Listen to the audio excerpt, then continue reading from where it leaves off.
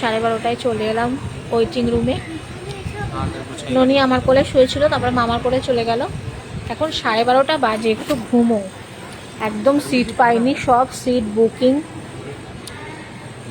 সবাই টান টান করে শুয়ে আছে, আর আমরা পেয়েছি নর্মাল এরকম সিট। ভাই আর জামাইবাবু দুজনে বসবে, আর আমি এই যে বসে আছি, আর মেয়ে আমার কোলে শুয়ে পড়বে।